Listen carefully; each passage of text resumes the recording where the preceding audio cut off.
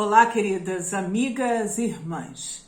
Como eu costumo dizer, é muito bom ter o devocional, meditar na palavra do Senhor todos os dias, diariamente, continuamente. Na saída, na entrada, no caminhar, conversar com o Senhor, orar e orar a palavra do Senhor. Isso é muito proveitoso. E com certeza é a blindagem para a armadura que nós precisamos vestir dia após dia. Pois as batalhas, elas não deixam de acontecer, porque estamos então desprevenidos. Vamos então vestir a armadura. No entanto, o estudo, o devocional com o estudo, o que nós vamos esmiuçar na palavra do Senhor, ela é como se fosse uma blindagem para a nossa armadura.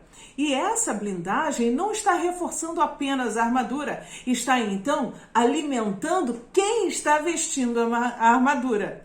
E com ela está então sendo fortalecida dia após dia, que ainda que não esteja vestindo a armadura para a ocasião da batalha, esteja, mas assim, ainda assim, fortalecida e sabendo em quem estamos sendo fortalecidos. Por isso é bastante importante ler, orar, meditar e estudar a palavra do Senhor. Estudando, nós então temos maior conhecimento e podemos falar com maior propriedade e maior segurança àqueles pequeninos que talvez estejam agora iniciando a caminhada ou até mesmo no momento em que formos então anunciar o evangelho para aqueles que estão perdidos, que eles possam então entender com a convicção de que nós não apenas estamos pronunciando, mas vivendo e experimentando tudo aquilo que estamos falando. Vamos então meditar sobre, fazer o estudo sobre o que falei aqui sobre Ezequiel 37. Mas para chegar em Ezequiel 37, eu preciso fazer algumas perguntas ao texto. Eu preciso então estar dialogando com a palavra do Senhor. Por quê? O Senhor está falando para o seu povo. A palavra de Deus é para o povo de Deus e não para aqueles que desconhecem. Os que desconhecem recebem das porções refletidas que há no meio do povo. Então, em primeira instância, precisamos entender que Deus está anunciando a palavra para o seu povo. Aquele povo que estava ali era o povo de Israel, que estava agora, nesse período aqui de Ezequiel, eles tinham saído de Jerusalém e estavam sendo levados cativos. Estavam então indo para o cativeiro da Babilônia por Nabucodonosor. No entanto, precisamos perceber também quem é Ezequiel. Ezequiel, ele é sacerdote. Ele estava aprendendo do ofício sacerdotal. Porém, o que é de costume é que a partir dos 30 anos ele fosse de fato oficializado sacerdote. O que acontece é que antes de a chegar aos seus 30 anos, o povo de Jerusalém é então, num primeiro grupo, levado ao cativeiro da Babilônia. E assim, Ezequiel estava nesse primeiro grupo. Com isso, ele não pôde exercer o ofício de sacerdote, porque o ofício era feito no templo em Jerusalém. Eles estão agora numa outra cidade, num outro lugar, com costumes diferentes, culturas completamente diferentes e não tinham a referência de templo, de ensino, de meditação, como eles tinham quando estavam em sua terra. Eles estavam agora indo por uma terra estranha, uma terra estrangeira, com habitantes ao seu redor que poderiam então estar inflamando ou então inserindo as suas culturas dentro da cultura do povo de Deus. E agora, o que o Senhor faz é chamar Ezequiel, que outrora seria sacerdote, a ser profeta.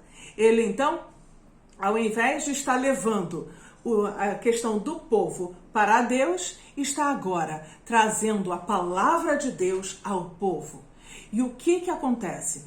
Se nós percebermos o que está acontecendo como sendo cativeiro um método de juízo de Deus para com o povo de Deus, entendemos então os propósitos pelos quais o Senhor levou Ezequiel a ser profeta no meio do povo.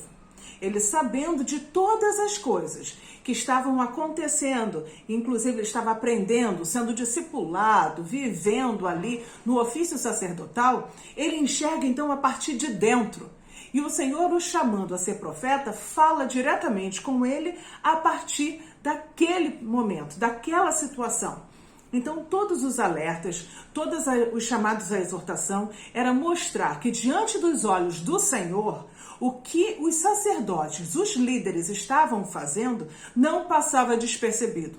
O Senhor estava atento, estava ali observando, suas misericórdias se renovando dia após dia, dando a possibilidade de arrependimento, expondo diante da palavra. No entanto, o que havia ali era que aqueles sacerdotes e a liderança do povo não estava querendo saber se relacionar com Deus e viver diante de Deus como se de fato o Senhor estivesse assistindo. Pelo contrário, eles falavam muitas coisas, eles anunciavam muitas coisas, eles pesavam sobre o povo um comportamento que nem eles mesmos estavam tendo. E por isso nós podemos perceber que o Senhor usa Ezequiel para anunciar esses juízos, que começam de dentro do templo, entre aspas, que já não é o templo, mas das pessoas que estariam inseridas ali no templo, para depois a liderança do povo, esses são os governantes do povo, e depois para as nações circunvizinhas que estavam ali. Então, podemos perceber que o Senhor, quando ele está lançando o seu juízo, o juízo sobre o seu povo não é um juízo destrutivo, é um juízo para mostrar por meio de disciplina a prática da justiça de Deus, dando oportunidade ao arrependimento para se haver então restauração, uma nova vida, um novo vigor e uma transformação completa na vida, na dependência do Senhor. Então, o que nós vemos aqui desde o princípio até o capítulo 37 que nós lemos, é o que o Senhor faz. Primeiro, tirando o povo da sua estagnação, do seu ambiente de conforto, do seu ambiente favorável e leva para um povo com uma língua diferente, uma cultura diferente, para eles começarem a perceber que não são suficientes em si, que precisam do Senhor, do amparo e reconhecer as suas próprias faltas, entender que aquela mudança de ambiente, aquela transformação, aquele tirar do ambiente de estagnação para um ambiente que provoca mudança, que provoca inconformação, é uma necessidade de ficar ali como que o que está acontecendo, por que está acontecendo assim, eu não quero isso, eu não quero aquilo, uma questão de desgosto para entender qual é o gosto do Senhor, qual é a vontade do Senhor, qual é o prazer do Senhor. Então, aquele povo que estava na cidade, que seria a sua terra natal, passa então para um outro lugar como cativeiro. Eles estão então cativos. Eles agora é como se fossem propriedade de um outro Senhor.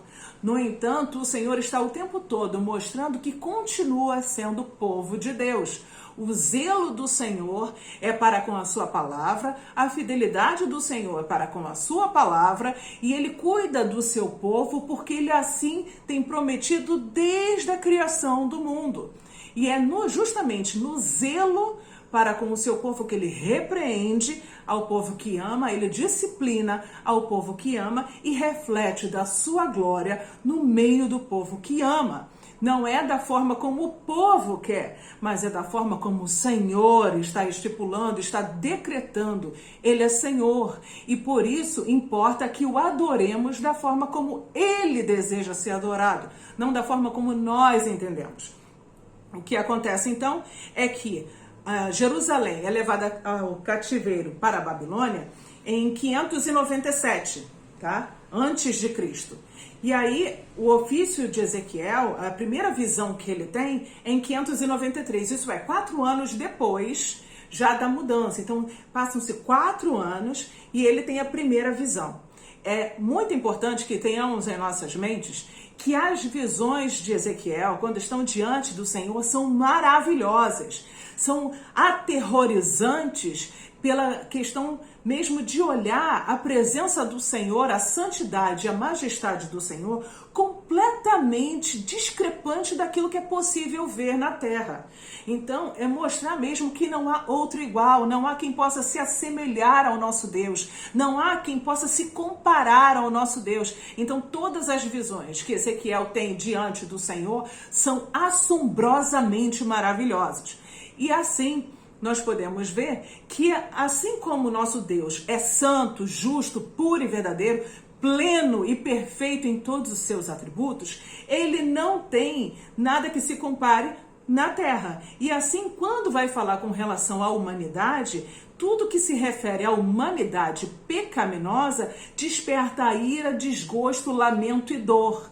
Então nós podemos perceber que quando Ezequiel é usado pelo Senhor para profetizar, ele está profetizando um juízo porque é uma nação que está em pecado, que está desagradando ao seu Senhor, justamente o Senhor que se revelou de tantas outras formas a esse povo, e esse povo se esquece desse Deus e vive obstinado da forma como eles querem, da forma como eles entendem, e não se relacionam com Deus diariamente.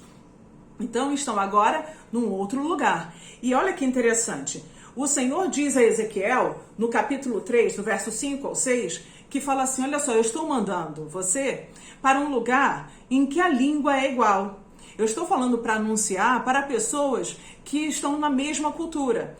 Então, eles deveriam te entender. No entanto, ele mostra mais à frente, no verso 6, que assim, se ele mandasse por algum lugar estranho, em que tivesse uma língua estranha, uma cultura estranha, esses estrangeiros ouviriam, teriam mais prontidão em ouvir do Senhor do que o próprio povo do Senhor, que estava se rebelando em não ouvir. Então, por isso, você vai ver que durante longos períodos, o Ezequiel profetiza para o povo e o povo se torna como cego, surdo e mudo.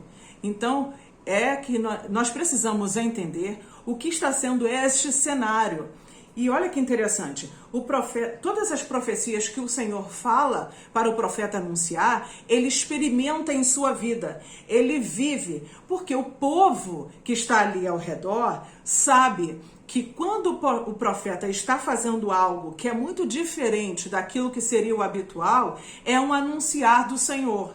Então, você vai ver que em algumas passagens fala: o que você está a dizer com isso, profeta? Ele está tendo aquela atitude, ele está vivendo como Oséias viveu, Elias também viveu, e assim você vai perceber que foi também com Ezequiel. Ele utilizava os meios que estavam ali, de vida, de cotidiano, para mostrar ao povo a anunciação da profecia. Então o profeta experimentava a dor, o sofrimento, a insatisfação, o lamento de Deus, numa pequena proporção, para anunciar ao povo o qual era, de fato, a grande insatisfação de Deus, o grande lamento de Deus, a grande dor de Deus, ao ver o povo fazer da forma diferente, ou desconfiando do caráter de Deus, que Deus é bom, está assistindo em todo tempo e fazendo conforme aquilo que eles achavam e julgavam ser melhor.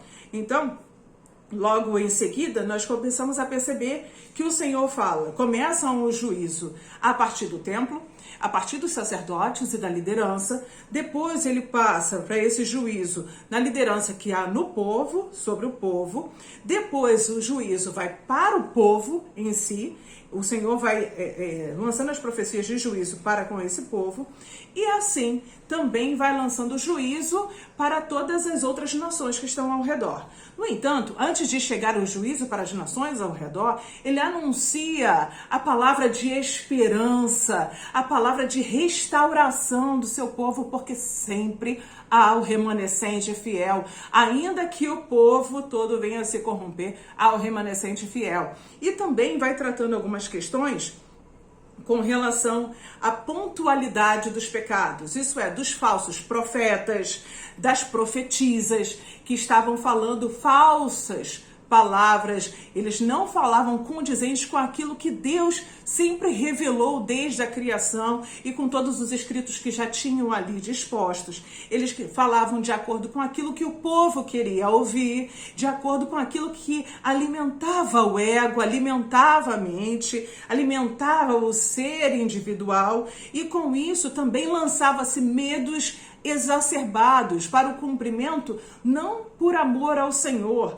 mas com medo do castigo, com medo da disciplina. E não era uma disciplina provocada pelo Senhor, mas pelo medo, pelo assombro. E o Senhor nunca nos chamou a segui-lo de acordo com os assombros. Ainda que nós saibamos que o nosso Deus é assombradamente maravilhoso e que a sua presença é completamente abundante e o pecado não subsiste diante do nosso Deus. Mas assim, era necessário perceber o que o Senhor estava a profetizar contra esses falsos profetas. Também imputando castigo aos idólatras. Os castigos de Deus refletem a justiça de Deus. Então, por isso, é muito bom percebermos quando há disciplina do Senhor, a disciplina do Senhor não é a mesma disciplina do homem. A ira do homem não reflete a justiça do Senhor, não produz a justiça do Senhor. A justiça do homem também não reflete a ira do Senhor. O que faz é o seguinte: a ira do Senhor produz a justiça do Senhor e conforme lhe apraz, no tempo que lhe apraz, e certamente da maneira equânime, isso é, equilibrada. Ele não vai ter um peso dobrado. Nós, quando estamos irados, nós praticamos uma justiça própria, aquilo que está cheio de emoção. Mas o Senhor, ele é imparcial. Ele não vai colocar toda a sua emoção no pesar de uma disciplina, mas ele pratica a disciplina para repreensão e mudança de comportamento, mudança de direção, para arrependimento, uma nova direção, uma nova vida. Não é o que nós, humanos, seres humanos, fazemos naturalmente. O que nós hoje podemos fazer é espelhar a justiça do Senhor conforme o Espírito que há em nós. E assim precisamos então nos ater ao que o Senhor nos propõe a fazer conforme a sua palavra. Não conforme os nossos sentimentos, nem os nossos pensamentos, nem aquilo que possa mostrar o nosso ser manchado pelo pecado. Os nossos atos de justiça não são transparentes quando nós praticamos por nós mesmos. Os nossos atos de justiça só são transparentes quando refletidos e direcionados a Cristo Jesus. E quando as pessoas veem em nós não a bondade de nosso ser, mas sim que há alguém em nós que nos move a fazer, que é Cristo. Porque nós o servimos como nosso Senhor, como nosso Salvador. Então, entendido essa circunstância, nós podemos perceber também que o Senhor começa a falar sobre a responsabilização pessoal, que já não há mais a questão de entender que o pecado do pai visita o filho e assim por diante. Mas também há a chamada, a orientação de que é um mandamento pedagógico que os pais ensinem aos filhos no caminho do Senhor. E quando eles praticam algo errado, e quando vem o filho para ser completamente antagônico, isso é contrário àquilo que os pais estão fazendo, na realidade o filho está espelhando o ensino que foi do Senhor. Então a omissão e a perversão desse pai no ensino não afligiu ao filho, porque o nosso Pai Celestial aprove Deus ter misericórdia sobre essa vida e ensinou a ele a temê-lo. E ele, percebendo em todas essas circunstâncias que o pai, estando errado, ele obedece ao Senhor. E com isso, essa criança ela não recebe o castigo do pai, das disciplinas do pecado do pai ou da mãe. Então a gente precisa entender que tem aqui também um cunho pedagógico de instruir que os pais precisam orientar os seus filhos dia após dia na pedagogia do Senhor, na forma como o Senhor nos dirige a fazer, vestindo as armaduras dia após dia. E aqui nós temos também a espada do Senhor, que é uma palavra que não volta vazia, ela produz o seu efeito. Aí o Senhor usa Ezequiel para falar que uma vez que a espada do Senhor sai da bainha, ela não volta atrás sem ter cumprido o seu propósito. Isso é, a palavra do Senhor, quando anunciada, ela cumpre o seu propósito, quer seja para salvação, quer seja para revelação da condenação. Então a pessoa não está mais ignorante diante da palavra, ela está agora recebendo essa palavra de salvação e vai produzir o fruto da salvação, assim como o Senhor assim desejar, e também poderá ali, diante da obstinação e resistência de não ouvir a palavra, servir de condenação, porque agora ela se torna conhecedora da palavra. E assim vem os juízos para as outras nações. Tendo anunciado todas essas coisas, podemos perceber que no capítulo 37, o Senhor está falando sobre a restauração do povo de Deus. É aqui a palavra do Vale de Ossos Secos, é o povo que, saindo de Jerusalém, indo para o cativeiro, eles percebem ali já durante todo aquele tempo que eles estão sem vida e não tem mais esperança. E o Senhor os chama ao arrependimento, e com a profecia, com a palavra do Senhor que gera a vida, eles agora tornam a viver. É certo que naquele período, no período do Velho Testamento, não se falava muito sobre ressurreição dos mortos. E essa palavra era de grande esperança para o povo que estava ali no cativeiro, porque era uma palavra de vida, de transformação. Olha que interessante. O povo ficou obstinado em ouvir o que era disciplina, mas está ouvindo como agradável a palavra de restauração e vida. No entanto, não há como chegar na restauração e vida se não passar pela dor, pelo sofrimento da mortificação da carne, do fazer morrer o pecado que está em nós, mudando de direção para viver a vida conforme o Senhor nos diz a viver, nos orienta a viver. E por isso, a palavra do Senhor fala conosco, não somente como uma pessoa individual, mas como um povo, porque eu não sou apenas filho de Deus, eu sou integrante do povo de Deus, para cumprir o propósito de Deus. Por isso, esse povo que estava ali morto, ossos secos, um vale de ossos secos, que era o local, muito provavelmente, onde o profeta estava, ele anuncia para o povo essa nova vida, e é necessário que o Espírito do Senhor sopre sobre eles para que eles se levantem e sejam um exército do Senhor. Por isso, nós podemos então perceber que o Espírito Santo, estando em nós, nos convoca a marchar na direção daquilo que o Senhor nos diz a cumprir como propósito do Senhor. E o que é a nossa missão? Qual é o nosso chamado a marchar? Que tenhamos vida, e dessa vida não fique retida em nós. Sejamos transbordantes e anunciemos da palavra do Senhor, que é a palavra que tira o morto, que estava ali servindo ao império das trevas no pecado, e transporta para a sua maravilhosa graça, que é uma vida em abundante. Esse transporte é feito pelo Espírito do Senhor, conjuntamente na palavra de anunciação, de salvação, que é o Evangelho que o Senhor nos mandou a pregar. Se nós formos pregar a lei do Senhor para aqueles que não são do Senhor, se tornará vazio. É necessário, então, anunciar a palavra de salvação para que, estando estes agora transportados para agora o reino do seu maravilhoso amor, sendo povo do Senhor, aprender da palavra do Senhor. Amém? Meditando então na palavra que lemos hoje, você possa entender todos esses contextos e agora mergulhar um pouquinho mais profundo no que nós então lemos no vídeo anterior, em Ezequiel 37, e também meditar no que diz Mateus 28, na convocação que o Senhor nos diz a fazer, sabendo que Ele continuará conosco, está conosco e continuará conosco até a consumação dos séculos. Deus te abençoe.